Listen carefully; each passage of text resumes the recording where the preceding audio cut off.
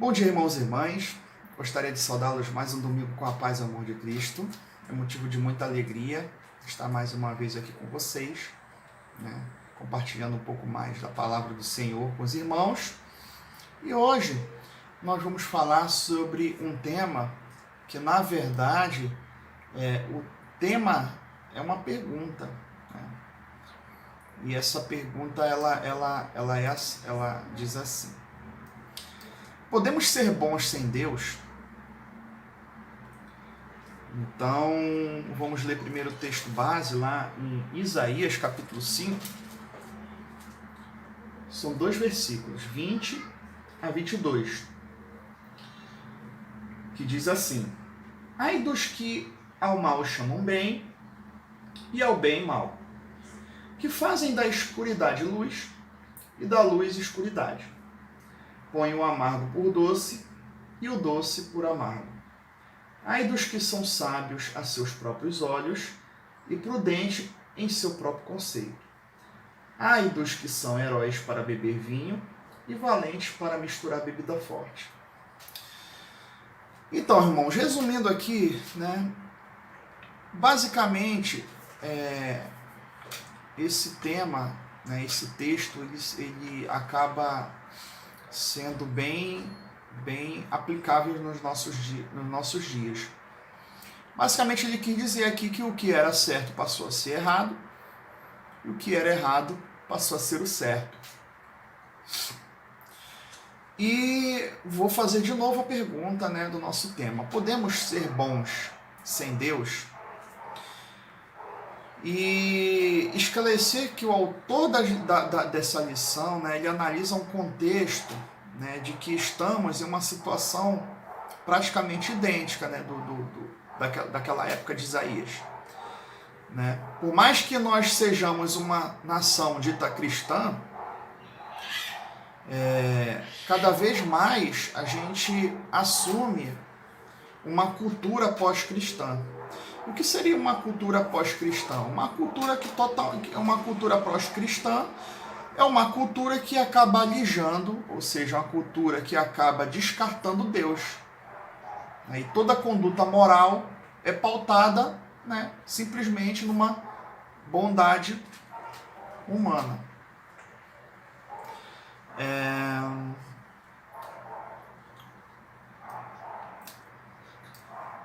Eu estou tirando essa lição, irmãos, aqui da internet, tá? Eu entrei no site da Igreja Presbiteriana do Rio Preto, então eu não estou lendo numa revista, Então, se os irmãos estranharem aí, eu de vez em quando tá dando uma pausada longa, é porque eu estou me bananando aqui com as abas da tela do computador, tá? Podemos ser bons sem Deus? O foco dessa lição que nós vamos acabar tratando aqui é sobre a secularização. Mas a gente fala muito sobre secularização, secular, e que palavra é essa que a gente sempre cita e muitas das vezes a gente não sabe o significado, Então a lição ela vai dar o significado da palavra secularização.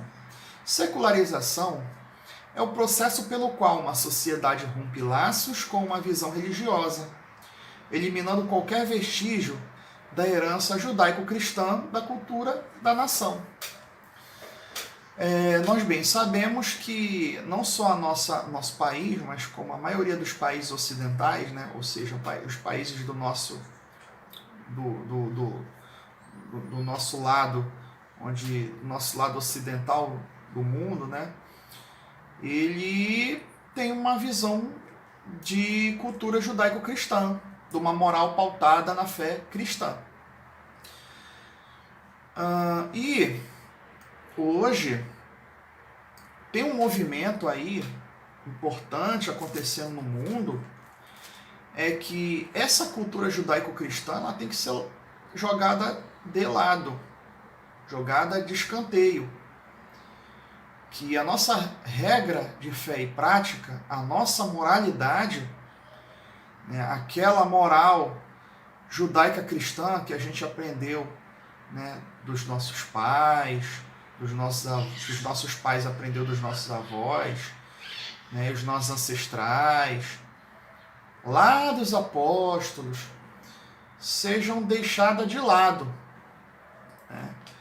Então tem um movimento muito importante hoje se levantando, principalmente no Ocidente, que ao decidir um curso de ação moral, né, você deve agir como se Deus não existisse, né? Isso a gente vê muito nas escolas, né, nas sentenças judiciais, somente quando se trata de assuntos práticos como aborto, casamentos homoafetivo, esses assuntos mais polêmicos, que tendem mais a ser levados para o lado da moral, né?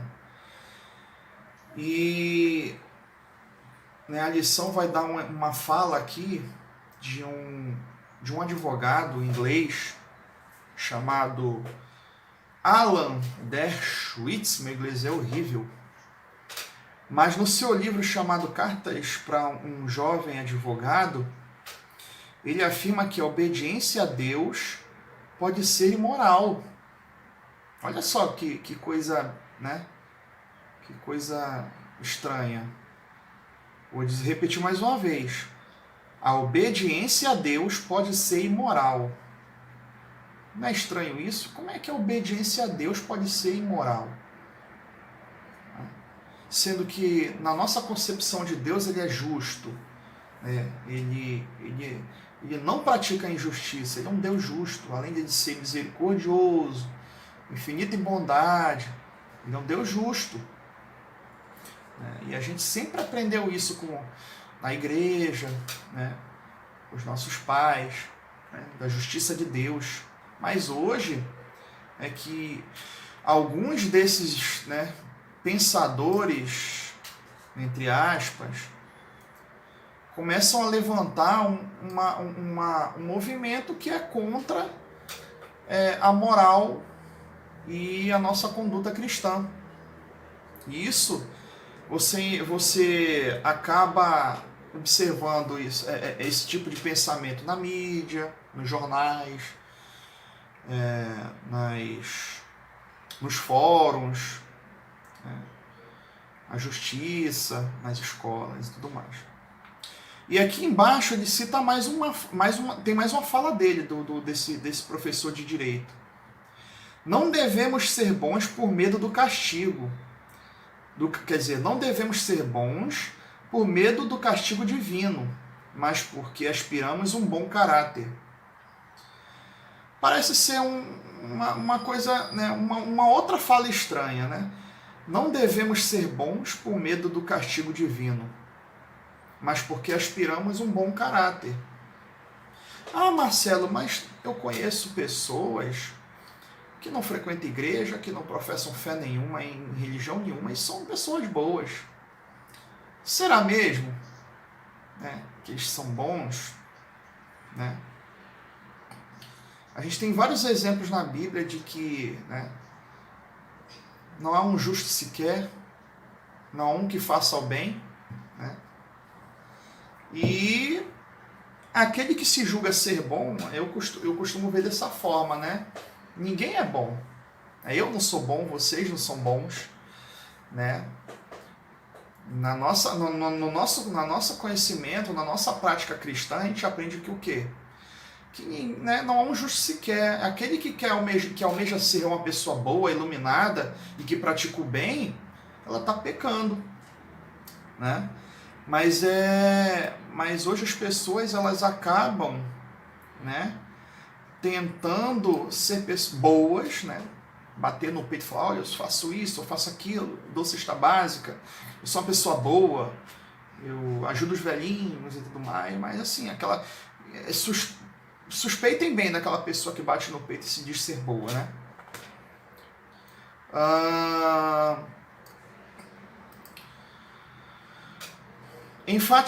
Chamar a atenção,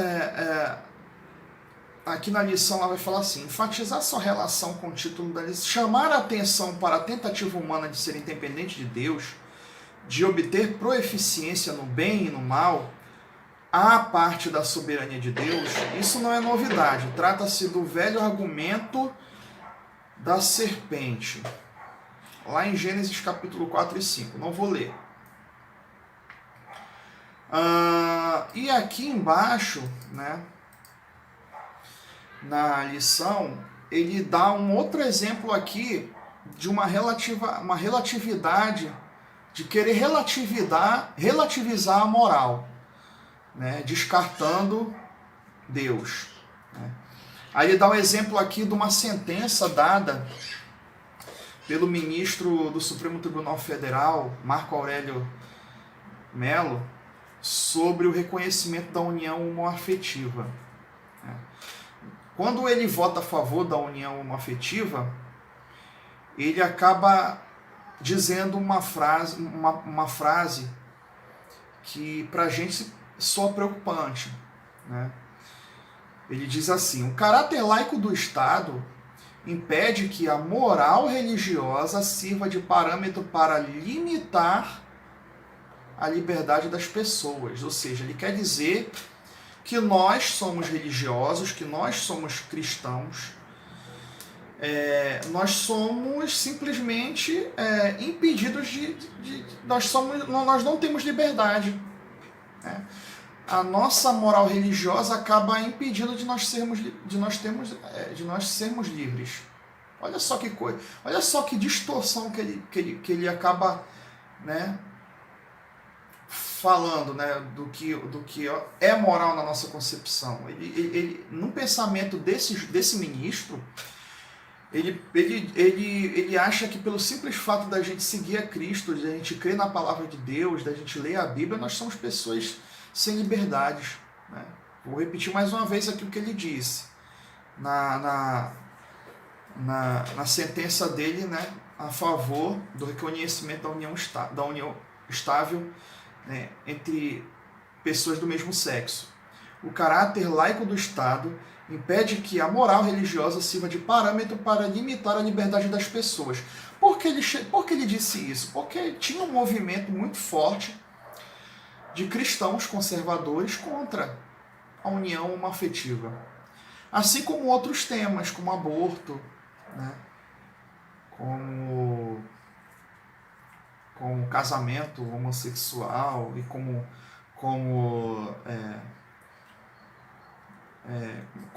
outros temas, né, que diz a respeito sobre moral.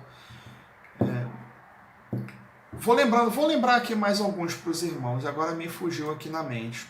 Adoção, isso que eu queria lembrar, vou falar com vocês. A adoção de crianças de casais do mesmo sexo.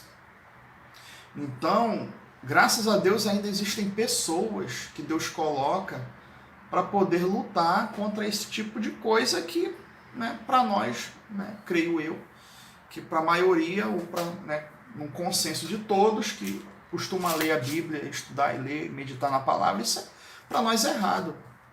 Né? Então, a lição aqui ela vai falar sobre o Estado secular ou Estado laico.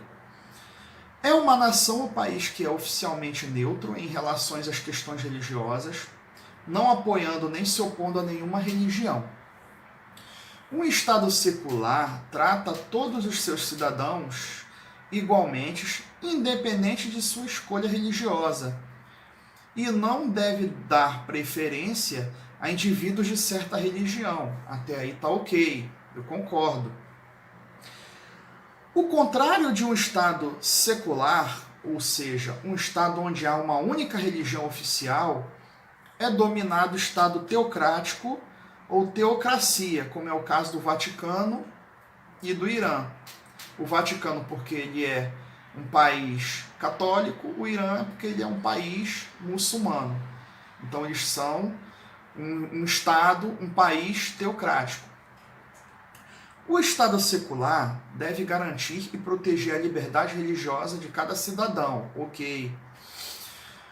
Um Estado secular evita que alguma religião exerça controle ou interfira em questões políticas, ok, também concordo. O Estado secular se difere do Estado ateu, como era a extinta União das Repúblicas Socialistas Soviéticas. Porque no último, o Estado se opõe a qualquer prática de natureza religiosa. Aí eu já sou contrário, né? Ninguém é obrigado a proibir uma pessoa de professar sua fé. Mesmo ela sendo católico, evangélico, né? Ou seja ela de qualquer outro tipo de religião, né? Mas na extinta União Soviética era proibido de você professar fé em qualquer outra religião. Hoje nós temos a Coreia do Norte, né, que também é um estado ateu. Nem todos os estados legalmente seculares são completamente seculares na prática. No Brasil, por exemplo, há alguns feriados católicos, o irmão bem conhece, né? São feriados católicos como a Nossa Senhora da Aparecida, que é a padroeira do nosso país, e são oficiais para nós, funcionários públicos. Alguns países, como é o caso do Reino Unido, são considerados seculares quando, na verdade, a pessoa assume um cargo de chefe de Estado. É necessário que jure fidelidade à fé anglicana. Lá, eles são seculares, mas uns seculares de mentira, né? Eles falam que são seculares, que são estados laicos, mas, na verdade, quando o primeiro-ministro, né, que é equiparado aqui ao nosso presidente, quando ele assume, ele tem que jurar fidelidade à fé anglicana. O cargo-chefe do Estado da Igreja Oficial pertence à mesma pessoa, a quem? A Rainha Elizabeth, né? O Estado também garante que 26 membros do clero da Igreja da Inglaterra sejam membros da Câmara do Alto Parlamento. Por estes e outros motivos, o Reino Unido não pode ser considerado um Estado secular, um Estado laico, apesar de eles se considerarem si. Entretanto, vale ressaltar que um Estado secular não implica a eliminação da religião. Por isso que as pessoas falam, nós somos um Estado laico, mas não um Estado ateu. Porque hoje, o que acontece? Hoje aqui no Brasil, toda ideia, né, tudo que a gente fala hoje, né, pautado na nossa moral cristã e na nossa fé, nós somos motivos de ser taxados de preconceituosos e de extremistas, né? Então, o Estado laico ele deve garantir a liberdade religiosa, principalmente a nossa liberdade de crença, né? Se eu sei que o aborto é errado, se o casamento homossexual é errado, né, eu tenho o direito de expor a minha opinião de que é errado, né? Só que hoje, se eu chegar e ir para uma mídia, né, e falar que é errado, né, o casamento homossexual, o aborto, né, se eu chegar aqui e falar na mídia que eu sou contra a adoção de crianças por casais do mesmo sexo, se isso parar na mesa de algum juiz, eu posso ser criminalizado como homofóbico, né? Porque a minha liberdade de expressar a minha fé, ela está sendo suprimida. Né? E é isso que acontece hoje no nosso país, né? Muitas das vezes nós vemos irmãos que estão sendo criminalizados por estar expondo a opinião pautada na nossa fé, na Bíblia. Hoje em dia você vê um embate muito grande na política quando os políticos eles acabam indo para o plenário e falar a favor, né, da não liberalização do aborto, das drogas e tudo mais.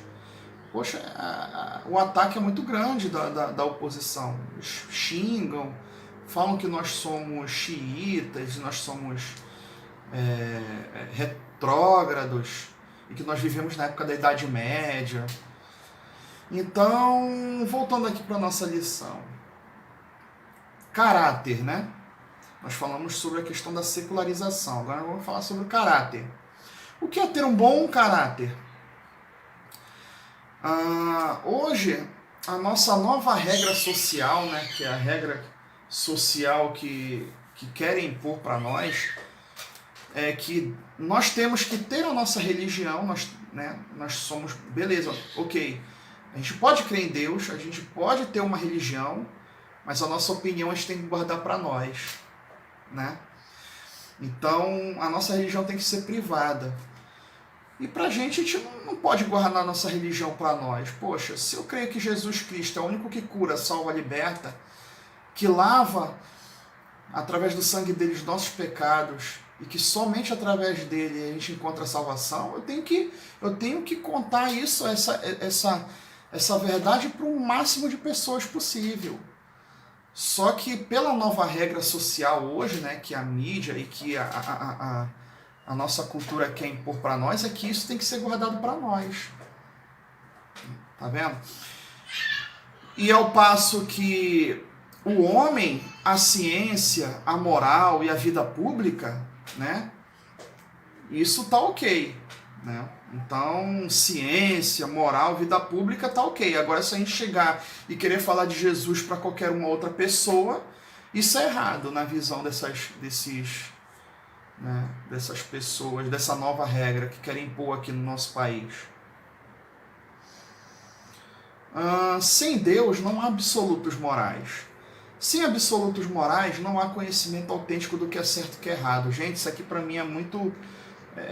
para mim já só ser filosófico demais, né? Eu não sou filósofo, então vou encontrar um pouco de dificuldade para explicar para os irmãos. Mas o que eu entendo desse parágrafozinho aqui da lição? Sem Deus não há absolutos morais. Sem absolutos morais não há conhecimento autêntico do que é certo e o que é errado. Ou seja, a moral, ela é ligada a Deus. Deus, ele é tão perfeito que por mais que nós pecamos, por mais que nós façamos coisas erradas, mas ele, através do Espírito Santo, ele nos dá um freio. Isso se chama moral. Poxa, se a gente não pauta a nossa moral na palavra de Deus, e se a gente simplesmente acha que moral é o que a gente acha ser certo, gente, a gente não vai... A gente, na verdade, vai ser imoral, ou então amoral, né? Imoral é aquele que pratica a imoralidade, amoral é aquele que não tem moral, né? Que para ele não sabe discernir o que é certo e o que é errado. O imoral, ele sabe muito bem que aquilo que ele está praticando de errado é errado, mas o amoral é aquele ser que simplesmente está fazendo o que é errado e não sabe. Então, sem Deus, a gente não tem absoluto moral. Se a gente não tem Deus no coração, muitas das vezes nós podemos ser uma ou duas. Ser imorais, praticando coisas erradas, sabendo que é imoral, ou seja, vou roubar um banco, vou matar alguém, vou aqui locupretar aqui um dinheiro que não, né, e vou botar no meu bolso. Isso é imoral. Mas a pessoa moral, ela é totalmente... Ela é um zumbi. Ela não sabe o que ela está fazendo é certo, o que é errado. Então, gente, sem Deus não há moralidade. Por isso que muitas das vezes o nosso país ele está indo para uma derrocada, o nosso mundo, a nossa sociedade está indo para uma derrocada em termos de moralidade, que quando a gente tem uma sociedade, uma cultura mais afastada de Deus, a tendência da gente criar uma sociedade amoral, decadente, é muito grande. A gente bem sabe que quando a palavra de Deus começou a ser disseminada, né, pela reforma protestante lá na Europa, a Europa saiu da escuridão, saiu dos altos índices de mortalidade, do analfabetismo, e passou a ser um continente rico. Rico tanto da cultura quanto rico financeiramente, um país de cultura rica, de vasto conhecimento, tudo mais. Então, aqui a lição ela vai falar sobre um professor também de direito, que aí ele fala: o homem considerado como uma criatura deve estar necessariamente sujeito às leis do Criador. Diferentemente daquele primeiro professor, que totalmente descarta Deus, né, da nossa moralidade, aqui o William Blackstone ele fala ao contrário, ele fala a favor de nós, crentes. O homem considerado como uma criatura deve estar necessariamente sujeito às leis do Criador, pois ele é um ser totalmente dependente, nós somos totalmente dependentes de Deus.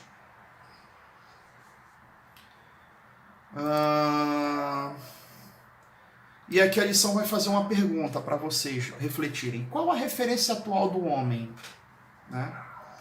O que hoje nossos jovens, nossas crianças, ou até mesmo os adultos, né, tem como referência atual do homem? Né?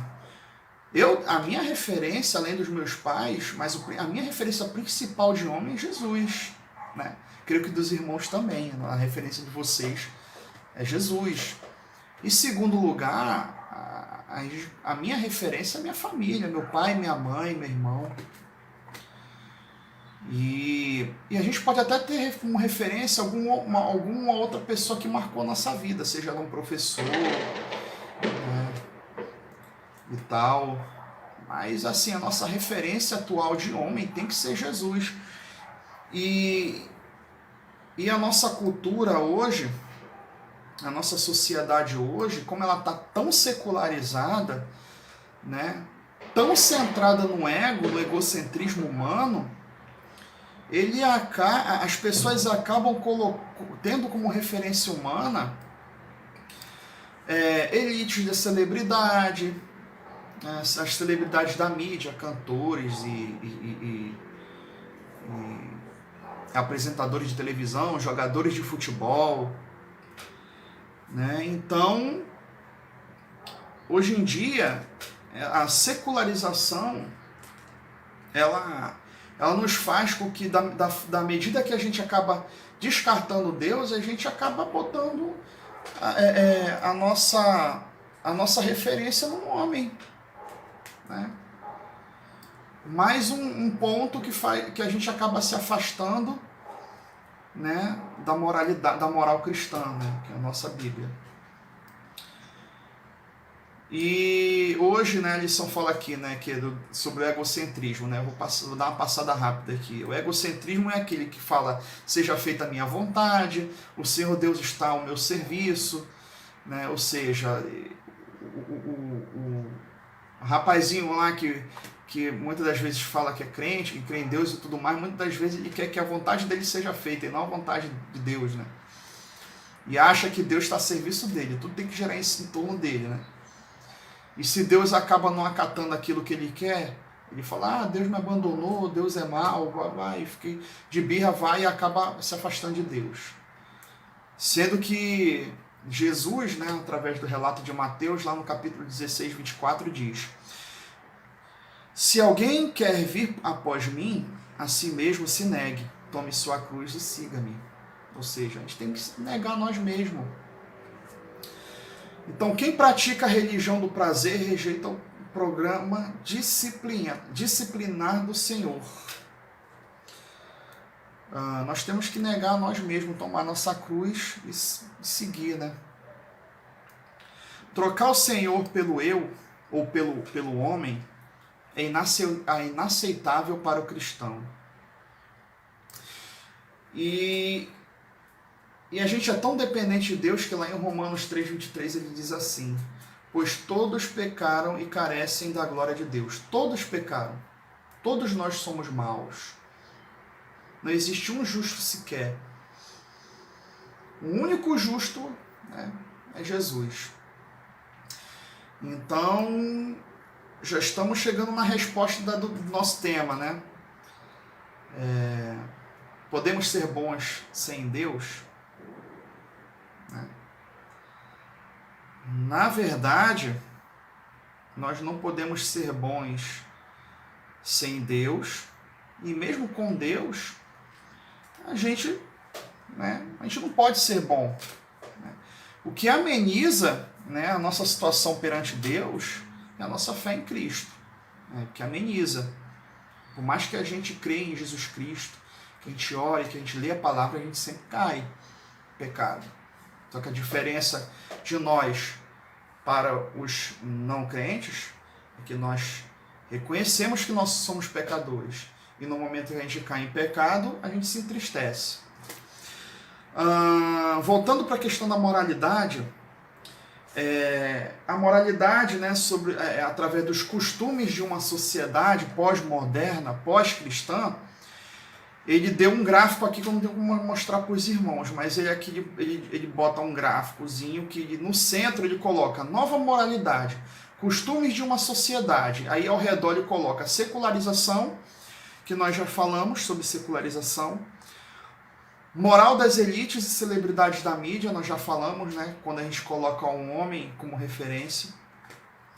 E agora nós vamos falar sobre a teologia liberal. O que seria a teologia liberal? A teologia liberal, ela é uma ideia que principalmente ela está sendo disseminada muito na Europa, já está começando a ser disseminada nos Estados Unidos. A teologia liberal, ela nada mais é que ele trata de que a Bíblia ele não é a nossa palavra inspirada e inerrante, infalível e suficiente de Deus. O teólogo liberal, né, eles pregam que a Bíblia ela tem erro, né, e que algumas partes da Bíblia ela não é inspirada por Deus, simplesmente por homem que chegou lá e escreveu, pronto, acabou. Isso é muito sério, gente. Isso aí está acontecendo muito. A Europa praticamente está tomada para esse tipo de teologia liberal. Tá? A nossa Bíblia, né, a nossa regra de fé e prática, ela é inerrante, ela é inspirada por Deus, ela é infalível e suficiente para nós. Coisa que o teólogo liberal não crê. Frouxidão evangélica. E frouxidão evangélica nada mais é que nós que dizemos crer nas Escrituras temos desconsiderado a sã doutrina e aceitado padrões morais que desagradam a Deus. Ou seja, é quando a gente acaba se deixando tomar pela prática mundana. É quando o crente ele acaba se deixando levar por práticas secular. Isso é que é a frouxidão evangélica. A lição aqui vai falar sobre a frouxidão evangélica. Nós que dizemos crer nas Escrituras temos desconsiderado a sã doutrina e aceitado padrões morais que desagradam a Deus. Lá em 2 Timóteo 4, ele vai falar sobre isso. 2 Timóteo 4 diz assim, 4 de 1 a 4. 2 Timóteo 4, de 1 a 4. Conjuro-te perante Deus, a Cristo Jesus, que há de julgar vivos e mortos, pela sua manifestação e pelo seu reino. Prega a palavra, insta quer seja oportuno, quer não. Corrige, repreende, exorta com toda longanimidade e doutrina. Pois haverá tempo em que não suportarão a sã doutrina. Pelo contrário, cercar-se-ão de mestres, segundo as suas próprias cobiças, como que sentindo coceira nos ouvidos, e se recusarão a dar ouvidos à verdade, entregando a fábulas. Então, irmãos, aqui ele basicamente é um texto que fala sobre a inerrância da palavra de Deus, né? Prega a palavra, insta quer seja oportuno, quer não. Corrige, repreende. A palavra ela corrige, repreende, exorta com toda a longanimidade e doutrina. A moral das elites aqui a gente já falou, né? São as celebridades da mídia, o padrão de comportamento dos artistas televisivos e intelectuais antideus têm sido absorvidos como normal, inclusive por pessoas ditas cristãs. Complicado, né, irmão? Aquele adolescentezinho lá que frequenta a escola dominical e que participa dos cultos e tudo mais, chega lá e entra no YouTube e me vê Felipe Neto, né? Complicado, né? Então, irmãos, a gente tem que ter olhos abertos com relação a isso. Por quê? Porque voltando lá sobre a questão da moralidade, isso acaba nos afastando de Deus. A moralidade que o mundo quer que a gente siga é uma moralidade anti-Deus, é uma moralidade secular e isso é muito prejudicial hoje na nossa sociedade. Porque a gente, quando não costuma ler, a gente não costuma, né, meditar na palavra do Senhor e acaba dando ouvido a essas fábulas, né, a gente acaba se afastando de Deus. E hoje o que ensinam muito para nós é que, como lá na sentença do ministro Marco Aurélio de Mello, né, onde ele diz que nós crentes nós somos cesseados da liberdade e que seguir uma fé religiosa é ser taxado de retrógrado e tudo mais. É isso que muita sociedade propaga. E que a pessoa não precisa ser boa, não precisa seguir uma religião para ser boa, né? É só ela fazer boas ações e tudo mais. Então, qual é o ideal, né, de moralidade, né? O que seria uma boa influência para nós, né? A família, igreja, a sociedade justa com justiça, né? Estou sendo redundante. Sociedade e justiça. E aí a lição vai falar aqui sobre nova moralidade e a nação pós-cristã para terminar. Qual é o resultado dessa nova moralidade? Estamos reproduzindo um padrão de derrocada moral esboçado lá em Romanos 1, 18 e 32. É um texto muito longo, irmãos, mas vale a pena ler. Romanos 1, 18 e 32. Vamos de mal a pior. Estamos caminhando o desarte para nos tornarmos uma nação pós-cristã. A única solução é aplicarmos 2 Crônica 7,14, entendendo que o arrependimento de uma nação sempre deve começar de dentro da casa de Deus. 2 Crônicas 7,14. Ela diz assim: se o meu povo, que se chama pelo meu nome, se humilhar e orar e me buscar e se converter dos seus maus caminhos, então eu ouvirei dos céus, perdoarei os seus pecados e sararei a sua terra. Gente, por mais que a gente acabe dizendo que o nosso país é um país cristão, essa realidade está muito distante, né, do nosso povo orar, se ajoelhar, se humilhar. Nossa realidade está muito distante. Então, por isso que isso é muito importante para o nosso enriquecimento da nossa cultura, da nossa fé cristã, é que, entendendo esse arrependimento, né, o arrependimento da nossa nação deve começar de casa, né, e com os nossos filhos, né, prestando atenção, né, e lendo, e estudo doméstico, meditando na palavra. Uma nação forte, a base de uma nação forte é a família, né? Então, até a nossa base familiar, ela está sendo atacada por esse tipo de movimento secular, né? De legalização do aborto, legalização das drogas e tudo mais. Casamentos homoafetivos.